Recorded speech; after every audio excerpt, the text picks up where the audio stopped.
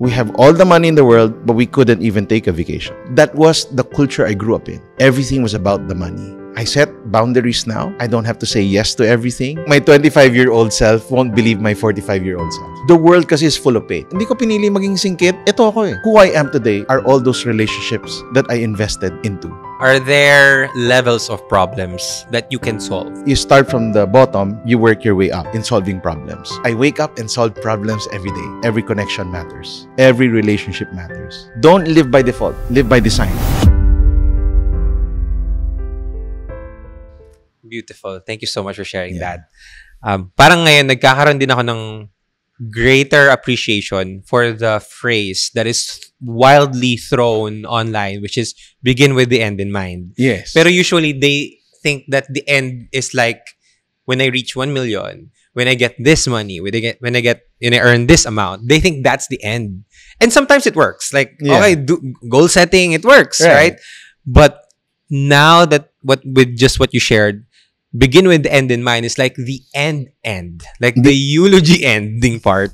Kasi dun mag-iiba yung frame, yung lens mo of life. Right. And I'm sure for me, I'm still gonna go a long way in life. Marami pa akong evolution na mangyayari. But I'm really happy because I feel like when people are asking me, ano yung pinaka-driving force for me? Honestly, it's not because content creation is like the best thing in, like, it's the best job, like, you know, quit your job, do content creation. Like, honestly, I would tell them na, feel ko kasi hindi ko siya parang choice na ako lang, ito lang for me. It's more of like, honestly, feel ko kasi ito yung gusto ni Lord sa akin.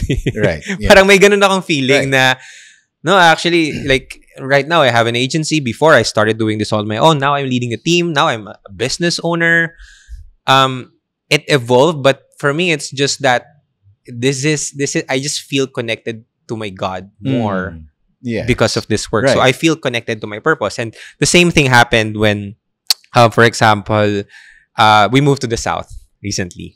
And a lot of people were, ang initial reaction nila na parang, South? Like, ang office niyo is here in Pasig. So, bakit kayo babiyahe doon? So parang, I've always gone against the notion of slow life na parang I'm more of like the hustle guy, like productivity. I've attached myself to the identity of productivity. But then I realized after spending a few days doon na, you know what? Alec not being productive in the work sense is actually a valuable Alec as well. Right. Parang an Alec that is caring to her partner. An Alec who's like cleaning the dishes. That also is very valuable. Diba? Foggy points pa. But I feel like I'm whole. I don't feel insecure about it. Na compared sa, I think, what other people are thinking. Right. Or parang yung perception nila na parang, he slowed down. So, babagal ang results or whatsoever. Parang, pero for me kasi, the value is the same. Right. Compared sa andito ako na nag-give. In fact, baliktad. Successful people have a lot of white spaces in their calendar. Yeah. You'll be amazed how the most balanced, wealthy people who can enjoy life. Marami rin kasi, Chinese kami hindi kami nag-enjoy ng life. ang Chinese, walang day off yan. Pati Sunday, bukas ang tindahan.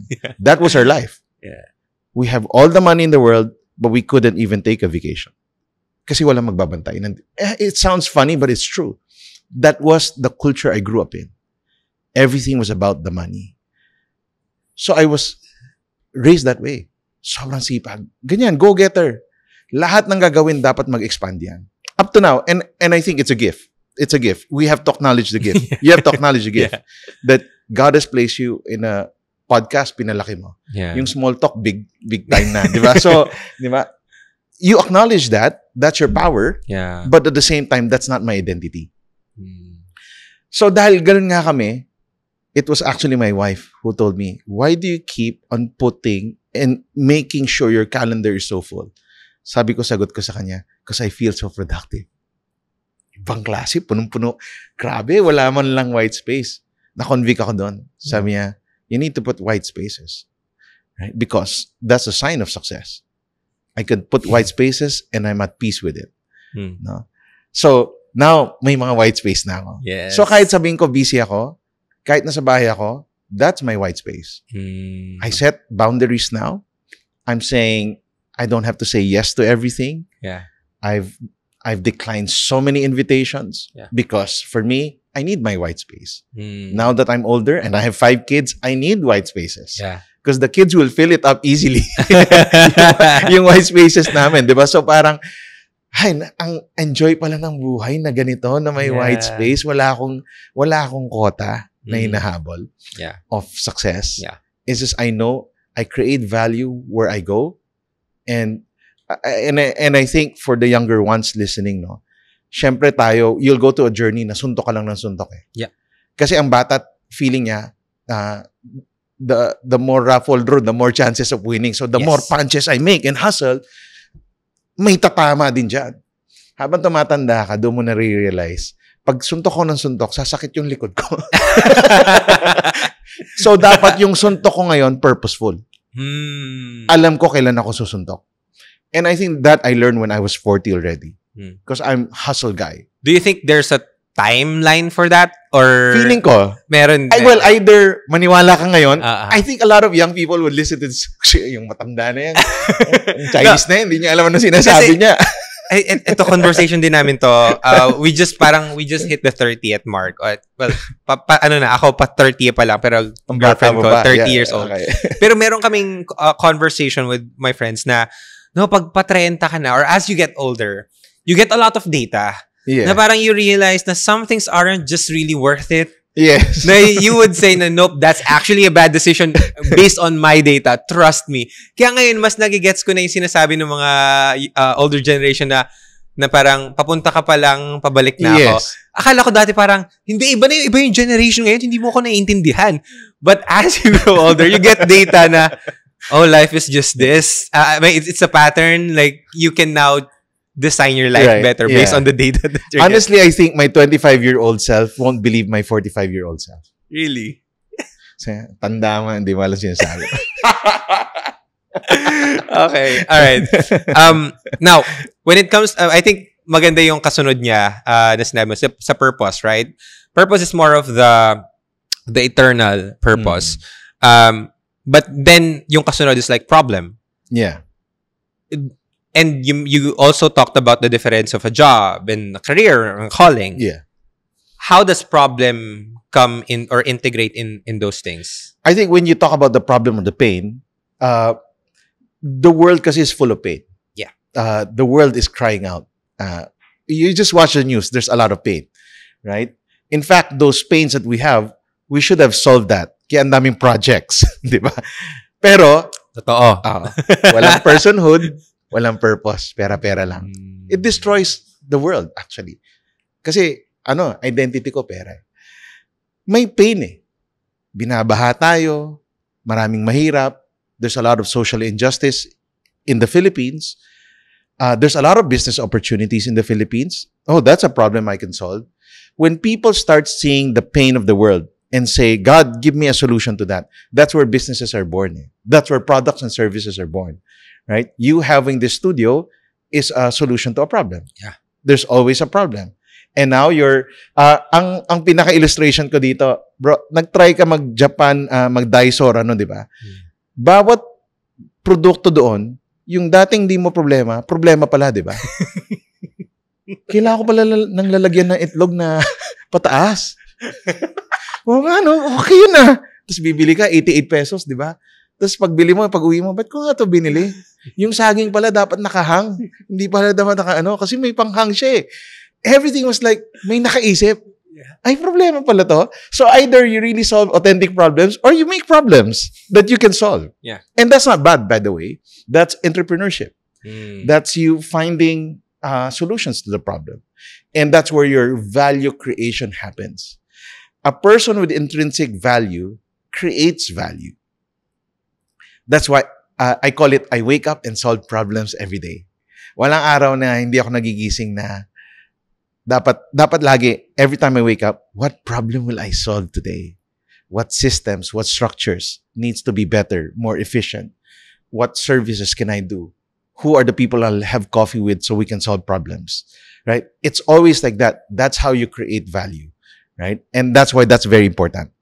You wake up and solve problems. If you're waking up and you're not solving problems, you've settled already.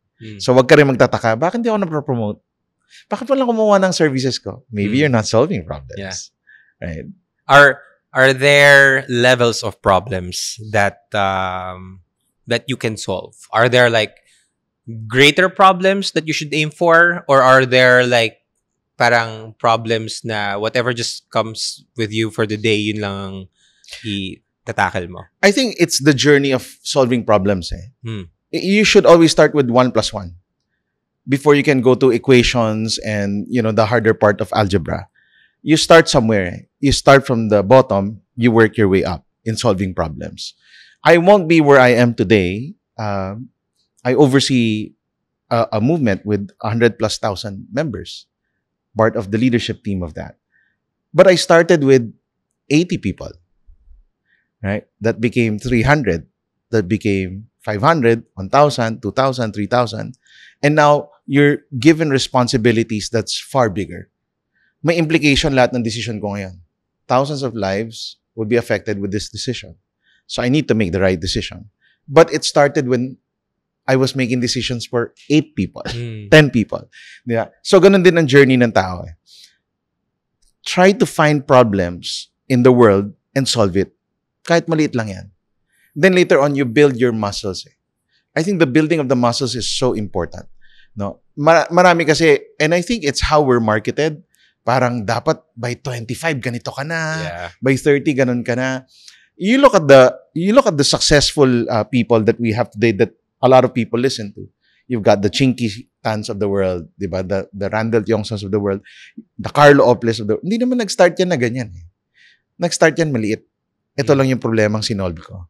Diba? Ito lang yung gusto ko lang mag-collect ng perfume, watch, mamaya, shoes, mamaya, unbox. Lumaki na. Isang negosyo na siya. Empire na siya.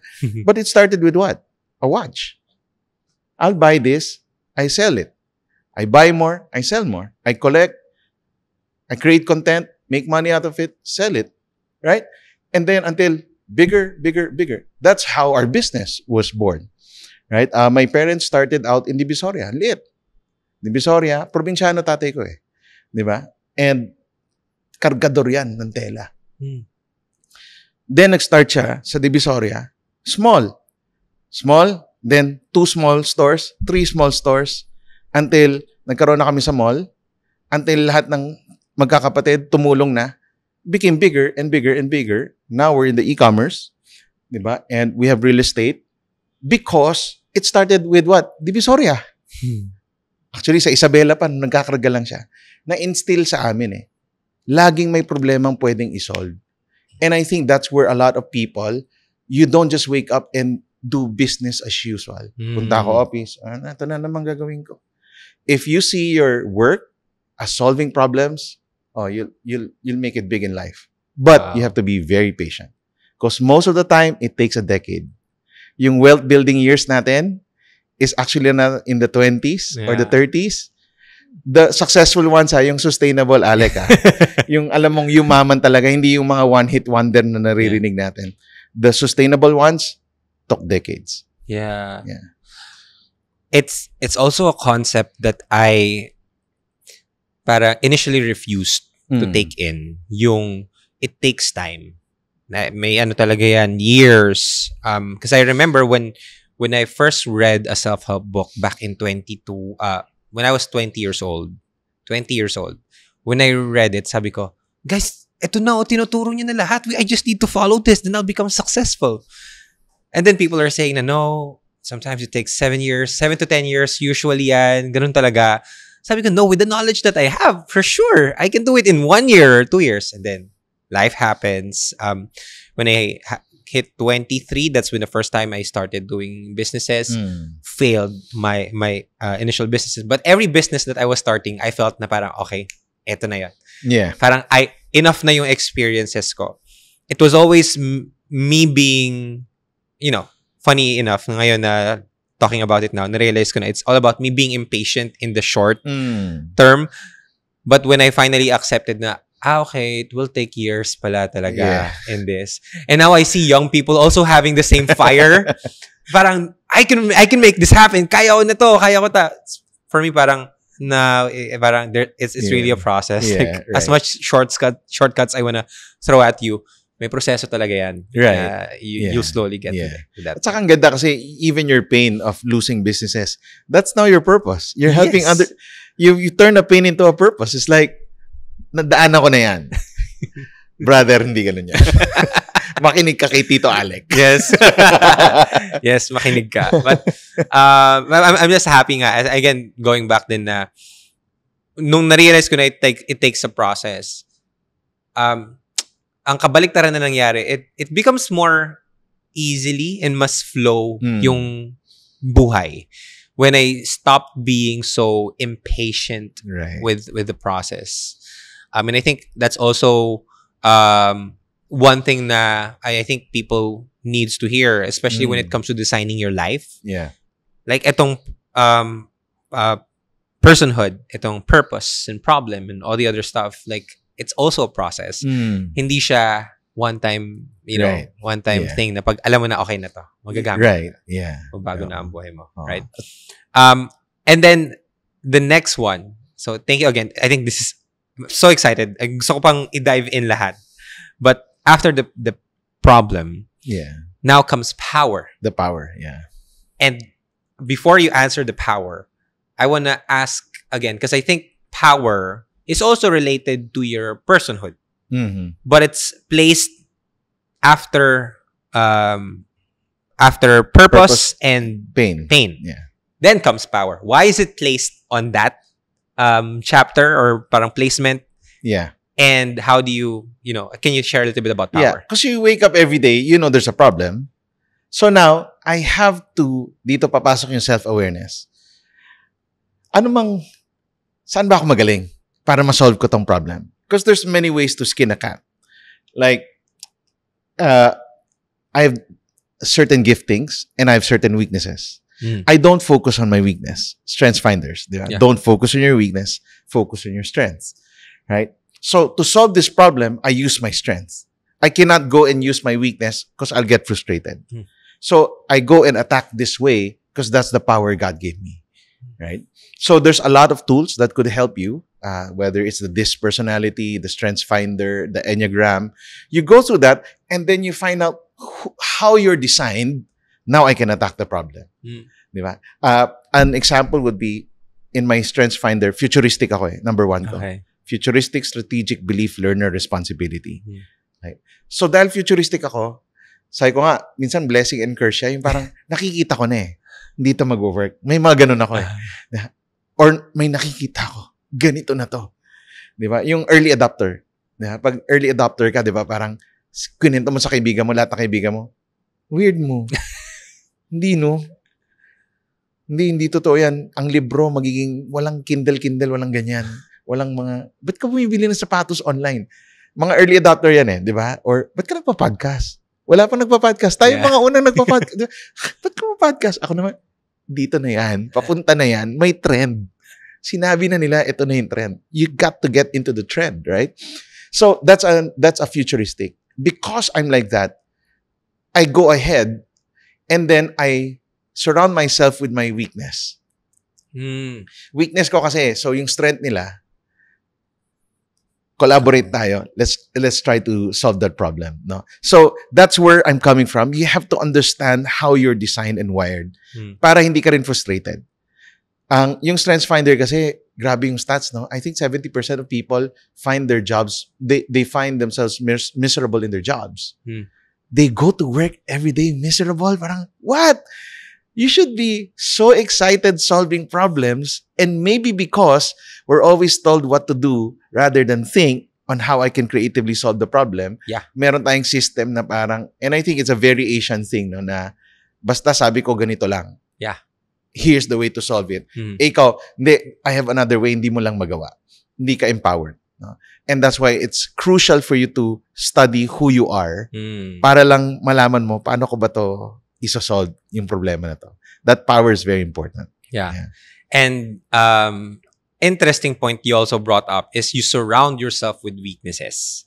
How do you find like people who can complement you on your weaknesses. Yeah. Well, ako like example, almost all my themes are strategic thinking themes. And also, before mo pala sagutin yan, question is there a way for you to know your strengths? Or do you just suggest, try Strengths the shortcut Finder? is really Strengths Finder. I went to, nung nasa Brisbane ako, we had to pay big money to be with this woman who introduced internet to China. Billionaire woman. Voted 2-3 times Australia Business Person of the Year. Wendy Simpson pangalan niya. So, sa talk pa lang niya, Strengths Finder siya ng Strengths Finder. Sabi ko, alam mo, itong Strengths Finder, kailangan ko talaga tutukan to. Kasi she kept saying that even in her VIP session na small group, she was talking about you really have to know your strengths because that's how you're going to solve the problem. Sabi ko, okay, if she says it, practitioner yan eh. Hindi naman yan motivational speaker lang, di ba? Makikinig talaga ako dyan kasi yung telco ng China, siya nagdala niyan eh. Di ba? So, alam niya yung sinasabi niya. Kung paano niya na-manage yung teams niya. I think she has 7 businesses now. She's fighting cancer. She's very successful. Wow. Then fostered 5 kids ba? 8 kids? Sabi ko, grabe tong babae na to. But she was always looking at what's your strengths, focus on that strength. And then, may tools na kasi, shortcut na yan. Alec, magkano lang ang Strengths Finder na libro? Yeah, 1,000 plus. Yeah. Unlock mo yung 34 gifts mo is an additional 3,000. Huwag ka lang magkape ng isang linggo. Baka alam mo na yung strengths mo. Di ba? For life. Pinagalitan pa ako ng quick kwento lang. Pinagalitan lang ako ng partner ko dyan kasi in-unlock ko yung 5. Okay. Sabi ko, okay na ako dito sa 5. Tapos everyone unlocked their 30. Sabi ko, no, I'm okay with this. Tapos parang sabi niya, maiintindihan mo talaga yung sarili mo pag in-unlock mo yung 30. So, i-unlock mo na. So, fine, sige. Then I did, like, life-changing din talaga. Yeah, life-changing talaga. Like, even for me and my wife, like, how we talk, how we make decisions. Yung at peace ka lang, hindi ako magigilty. I was designed and wired this way.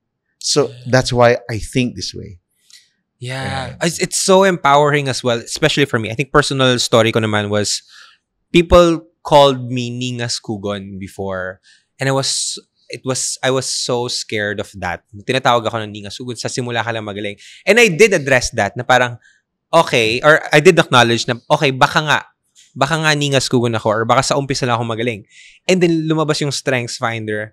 I found out that I was an activator. Okay. I was a learner, and then I was an activator. Okay. So when I learn something, I tend to activate on it. And I realized ngayon na parang, okay, it's not actually a bad thing. It's more of, now that you know you have that tendency to not continue projects, you need to partner with someone or surround yourself with people to support you, with the follow-throughs. Yeah. So that's what I did, and very happy ako na pinag-pray ko talaga, Lord, business partners ko, please, hindi pwedeng activator din. Kasi kung parehas kami activator, mahirap. So now, I got like a maximizer. So siya na yung nagtutuloy nun. But yeah, I guess knowing that as well, in business and in life, I think the guilt, dun ako pinakatinamaan eh. If you know your power, you now can go with the direction that you want to go to, and then stop feeling guilty for the things that you're not really empowered to do. Yeah, parang yung, I would say, be comfortable in the skin God gave you. Yan ka eh. Huwag mo nang di ba? Hindi ko pinili maging singkit. Hindi ko pinili maging Chinese. Ito ako eh. Yeah. Talaga lahat ng makita ko may presyo eh. Diba? I'm Chinese. This is how I'm wired. I can't take that out and say, Lord, tanggalin mo na yan. I can't. That's me. I think I'm very entrepreneurial. So, lahat yan. Gusto ko gumawa ng project yan. Libro. Gawa tayong libro. Parang pag na-under-challenge na ako, naghahanap ako ng bagong project. Parang I would always start things. Yeah. And now, dati kasi parang nagigilty ako, parang hindi ako focus, ganyan. Same. So, futuristic ko pala yan kasi nakita ko, libro will get me some places that I can enter into. So now I have a book. And then, ganito pala yan. So, because of those trends, na ano ko lang, basta alam ko kailangan ko ng executioner. Kasi mahilig nga ako mag-isip. Strategic ako eh. Pero hindi ako, execute na natin. Teka lang, parang kailangan ko ng partner na mag-execute dito. Lagi akong pumipili na magaling na mag-execute. And I collaborate with those people.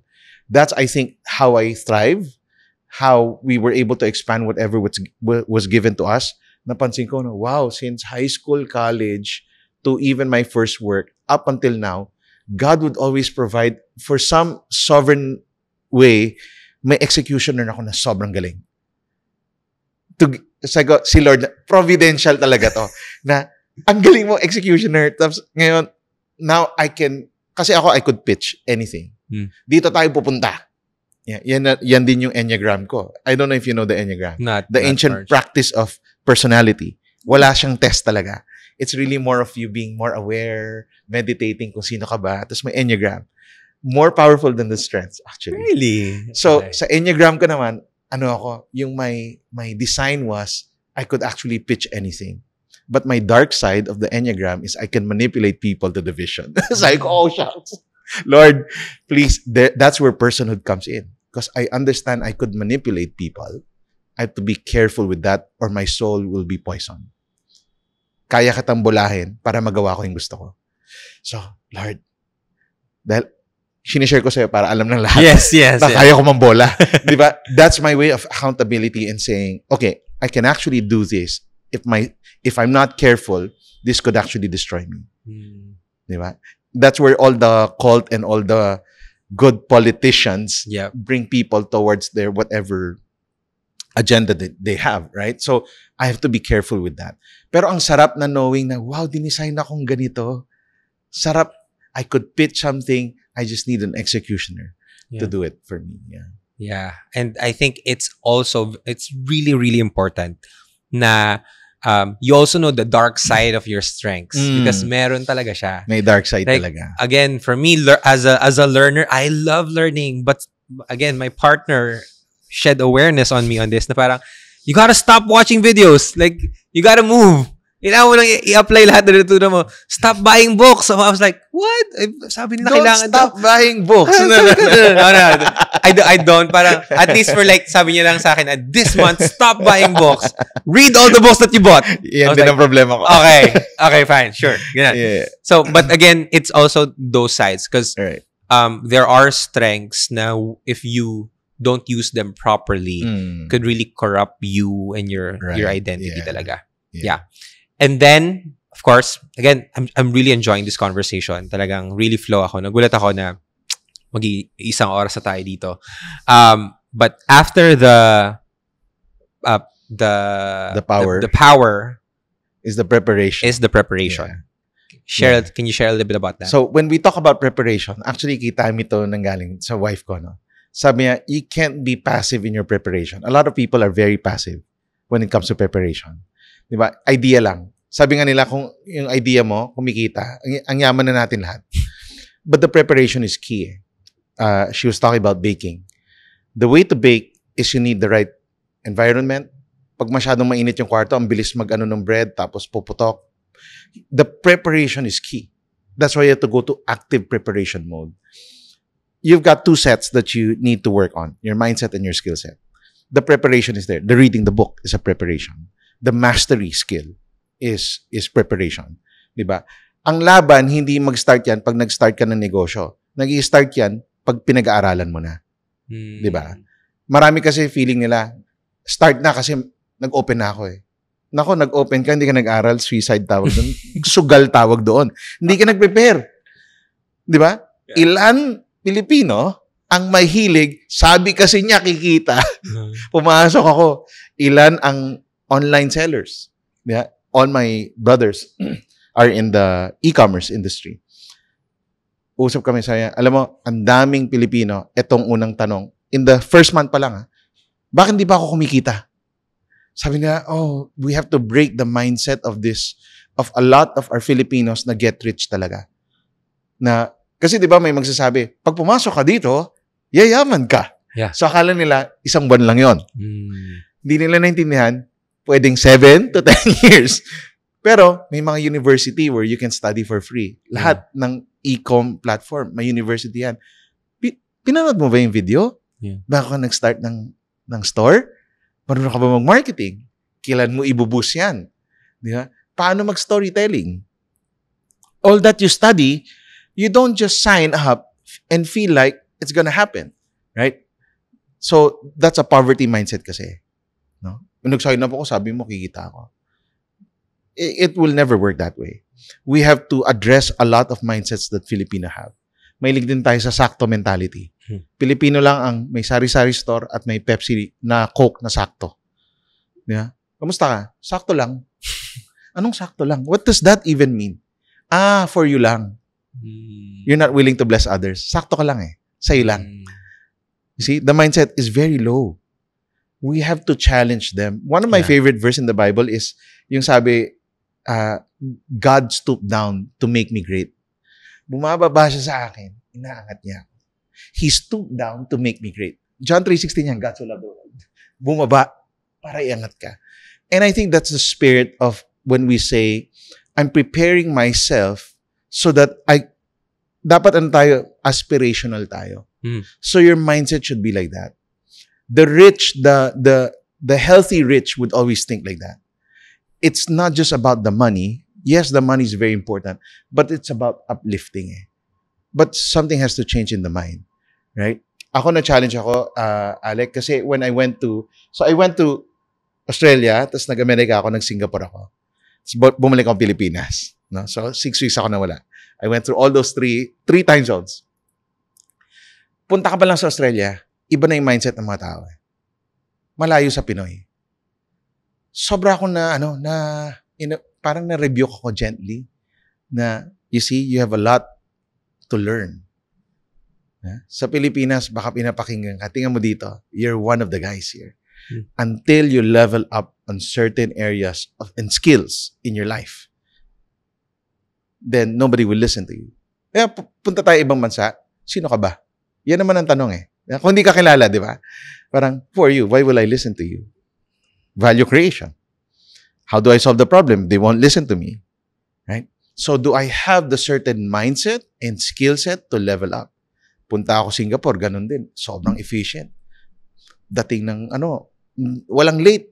Bilis, ganda, sistema. Pasok ako, walang passport. Pasok ka lang sa airport. Kita na yung, wow, amazed ako. Yeah? Pagbalik mo ng Pilipinas, delayed yung flight, yung bagahe mo, 30 minutes bago lumabas. Sabi ko, you know why? The mindset. Okay lang eh. We allow it eh. Ganito naman tayo. Ganyan na yan. So many problems we can solve, di ba? Yeah. Diba? Sino nagsosolve? Yung nagpapatakbo ngayon ng airport. Siya, yayaman. So solve ko yung problem nyo. Diba? Ganun siya magsalita, di ba?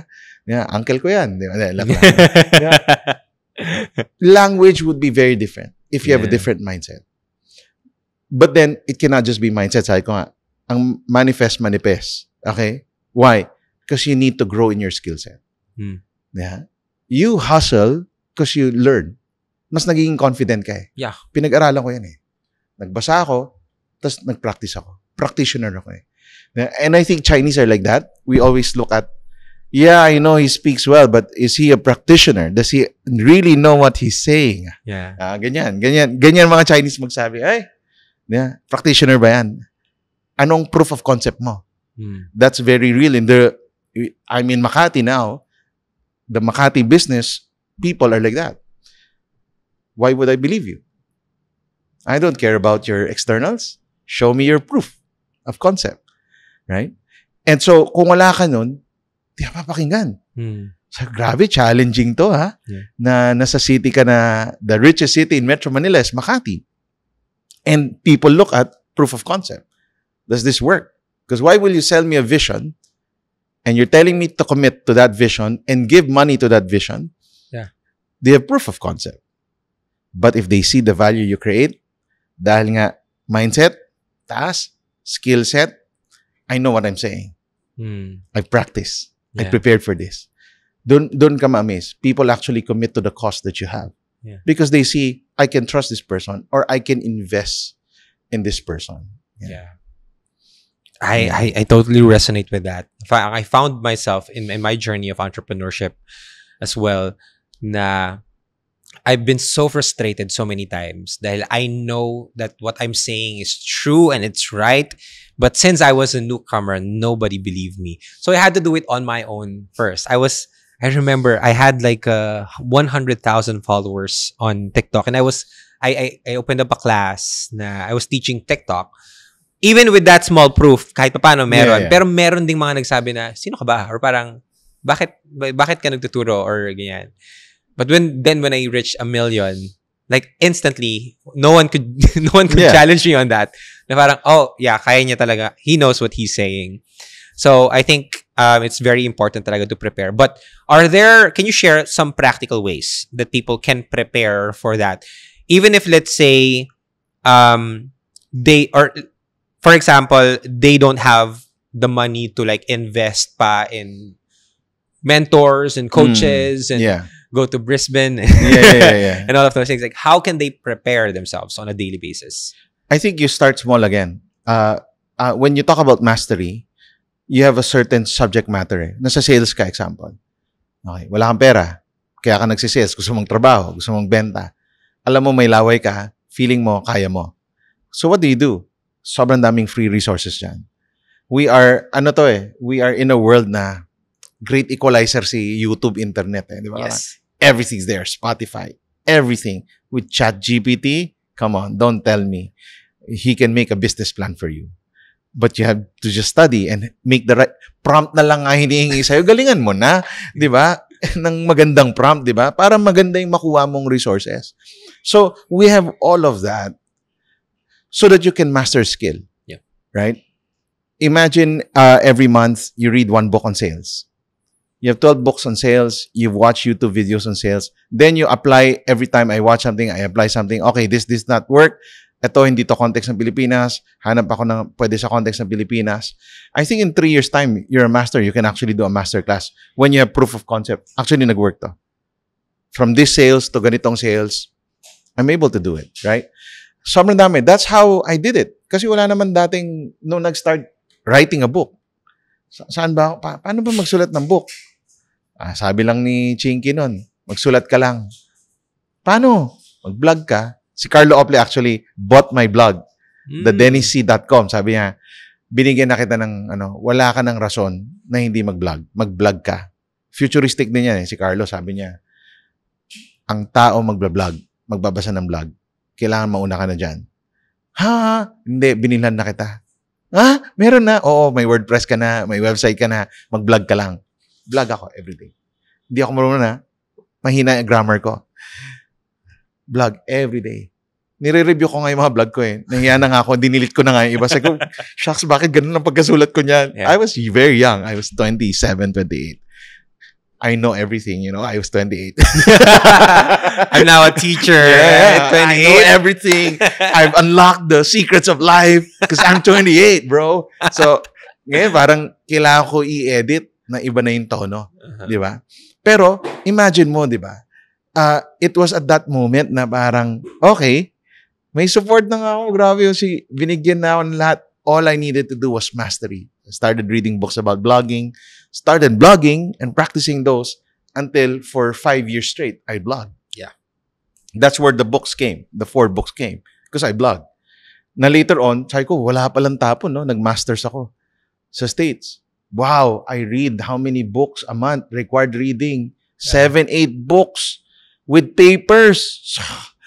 Thank you, Lord. Nag-vlog ako. Ang bilis ko magbasa ng libro. Nalalagay ko yung thoughts ko. All that was like, oh God, you were preparing me for something bigger. I thought it was just fun blogging. Now it was actually for my MA so that I could create more content that could help people. So, yan yung encouragement ko sa mga younger people. Walang tapon yan. Lahat ng podcast mo, nandiyan pa rin yan. Diba? Yeah. Kahit yung mga ayaw mong episode, nandiyan pa rin yan. Diba? Walang tapon yan. Yeah. It has helped you grow to who you are now because I put in the work and prepared. Yeah? Kasi hindi mo alam. Baka nga kala mo, ito na yung peak ng ano ko. Yeah. Mamaya, global icon ka pala, bro. Diba? Hindi natin masabi. Tapos ito lang pala yung, kaya pala ako kumuha dito ng studio. Kaya pala. Yeah, you'll never know. You're 30. By 50, where will you be? If you continue yan yung sinabi sa amin eh. I did a lot of speaking when I was 20 plus. My pastor who was around 40 plus that time said this to me, Dennis, I really like how you teach. Imagine you keep doing this for the next 20 years and keep honing your craft. the skill. See where you'll be 20 years from now. This is 20 years from now. I talk every week. I preach every week. I do a lot of talks outside. So I go, grabe, no? Tiyaga lang, no? 20 years of talking. Di ba? So that I could go places and preach in the US. Doesn't matter. Right? Parang, wow, prepare pala ako ni Lord 20 years ago pa. Yun na pala yun. Yung start ng journey mo, hindi mo alam eh. Kala mo, I'm speaking only to 50 people, 60 people. Yeah. Right. This is truly inspiring. Yeah. Everything that you're sharing really, napapareflect ako. And I'm really honored to really to talk to you and have this conversation with you. But I guess before I actually let you go, there's one more, which is partnerships. Yeah. And can you explain how partnership is also important when designing your life? Okay. Siguro I'll try to end with the partnership with the concept that I learned when I was in Cape Town. So, nagsishopping kami doon, tapos lagi ko nakikita yung word na Ubuntu. Ano ba itong Ubuntu? Tapos may bags, t-shirt, Ubuntu. So, I tried looking for that term. I Googled it. And then I found out the meaning of Ubuntu is, I am because we are. This was a Nelson Mandela-ism Ubuntu. I am because we are. Ano ibig sabihin? No? Parang, I was trying to dig through the concept of Ubuntu. Ako, dahil sa'yo. I am dahil naging tayo. Hindi love life yun, okay? Yeah. Dahil na-meet kita at nagkausap tayo, a part of me now, there's a reflection of you and me. I am because we are. It's like, wow, I look at partnership differently now. I look at every relationship differently now. Yeah. I said yes to you, Alec, because I know somewhere, I said yes to you 2 years, 3 years ago. Yeah. Diba? I don't know where it will take us. It could be one guesting, okay lang naman. Pero because Ubuntu is real, I also know, you'll never know where this would lead. Could lead to nowhere, okay lang. Imagine mo, the worst thing that could happen, may podcast tayo ng nag-viral. Example. Yeah. Tapos na, yun na. Pwede. Or pwede ring next time. Di ba? Biglang meron pala akong, ikaw pala makakabili ng bahay namin. Ganyan. Yeah. Hindi mo alam. Di ba? Or somewhere along right. how the world will take our paths, you just know we've crossed paths. Yeah. I am because we are. Most of my deepest friendships today, the people who wrote the blurb, hindi ako kumuha ng sikat-sikat talaga. Kumuha ako ng barkada ko. That's partnership. I am because we are. Who I am today are all those relationships that I invested into. Yeah. Whether it's making money, planting a church. Si Chinkitan, partner ko, hindi dahil nagnegosyo kami. Tinulungan niya ako nung 27 years old ako nung nagplant kami ng simbahan sa Green Hills. Technically, para ko siyang elder. Si Chik. Imagine mo, si Chinky yung partner mo. Sabi ko, naglolokohan nga kami, Siya ko, Tansya, di ba? Church of Sitan daw. Di ba? Imagine mo, no? Parang, for more than a decade, he was a coach to me. Who could ever say that? I think I'm the only guy in the world that could say, this guy mentored me for more than a decade every Sunday. Yeah. How to teach, how to preach, how to talk to people. Man, ano ako? Front seat of all this great Randall, personal finance. I am because we are. Yeah. He is also because of me. Chinky, he is because of me. Pero mostly I am because we are. Yeah. Di ba parang, you'll never know these friendships. I think the partnership, my end story here would be, I was sharing this to a group of Filipino-Chinese last night. Sabi niya, paano mo ba na design yung life? No? Sabi ko, the greatest take home for me is this. It's like the story of Joshua and Caleb. 80 plus years old, conquering mountains. That's my goal. My goal is, 80 plus na kami. Nagkakape kami. Si Chinky siguro 95 na. Chinky, ano pang gagawin natin? That picture. Sino pa yung mga anak-anak natin na i-empower natin? Ngayong matanda tayo. Ano pang mountain pwede natin ko? Imagine that picture. It's such a, for me, it's such a, yan motivator ko yan sa partnership. Lahat ng makakausap ko are potential people who I can partner towards fulfilling my God-given destiny. In the same way, right? Vice versa, Ubuntu. I am because we are. And for people listening here, I know you've helped a lot, Alec. Sobrang dami mong listeners. A lot of them could actually say Ubuntu because of you. Yeah. Yung alam mo, pupunta ng langit, tapos gagano, tapos di mo kilala. Sir, Lodi. Di ba? Podcast sino ka? Podcast mo eh. Dahil sa podcast, ilan na nag-ano sa akin, mayroon akong book, act like a man. Dahil sa'yo, nag-asawa ako. Sino ka? Bakit? Paano? Nabasa ko yung libro mo eh. Parang sarap, di ba? Yung I am because we are. Alam mo, nag-save ako. Nag-start ako ng bank account. Nag-invest ako dahil nabasa ko yung first book mo. Oh, wow. Now you have you're financially secure because of a book that I wrote. And I don't even know you. But I am because we are. Dahil binili mo yung libro ko, additional income yun sa pamilya ko. I am because we are. Yeah. You know, the ecosystem of the world as humans. Yeah. Ang sarap lang na God places here. Yeah. But now with new lens, with the framework, di ba, that starts with personhood. I know every connection matters. Every relationship matters. Yeah. Wow. Thank you so much. I think the last point really just drives it home in appreciating the whole journey of life as well. Yeah. Na I do believe na if you want a life that is well designed, it shows with the partnerships that you created. Right. Again, going back then sa eulogy mo, no probably yung mga tao na yung mga ganyang stories is yan din na marinig mo by the end of it. Yeah. But you know, you've lived a life that is so good when the partnerships that you've created are healthy ones and ones that will support you in your mission talaga. Yeah. So, thank you for sharing that. Yeah, thank you also. Thank you for sharing all the concepts inside your book. I'm so excited to read it. I know there's more examples here. Yes. But please, can you invite people to take a look at your book and maybe read the book and go ahead. Yeah, so I hope you get to grab a copy of my book. Don't just buy one, buy at least 2 or 3, give it to people that you love. Don't live by default. Okay? Live by design. And that takes a lot of effort, time, deliberate yan. Intentional yan. Na i-design ko, maupo ako, babasahin ko, titingnan ko ang concept. Hindi to how to book. This is a book that would make you think. This would say, okay, nasaan na ba ako? Bakit hindi ko ba ito ginagawa? That's the goal of the book. Right? Sabi ko nga, I'm a little older now. I won't tell you what to do. Because I think you know what to do. You just need the right concepts to help you design that life. So you can get my book anywhere. Shopee, TikTok, meron yan. So go visit. Just type Design Your Life. Lalabas yung book ko. Yes. And thank you so much. I'll also be putting the link down below. You can check it out.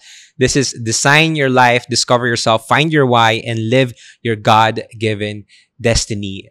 Dennis, thank you so much for being here. I enjoyed this conversation. Lumagpas tayo ng konti.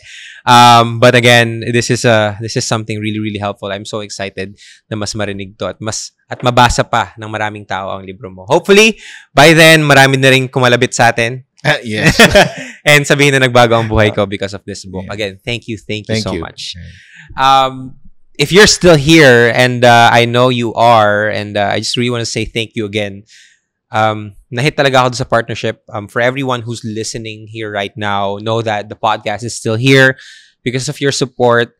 A lot of you guys are silent listeners, and I really appreciate each and every single one of you. But if you could, please click that subscribe button because it helps me and my family. Wala pa naman akong pamilya. But, so help the team sustain this podcast. It would mean a lot. So click that like button, subscribe, share it to as many people as you can, share it to the people that you love. Dahil it might just, change their life forever. So again, thank you guys so much for being here. My name is Alec Cuenca. This is Small Talk, Small Conversations with Huge Impact. I'll see you guys next episode.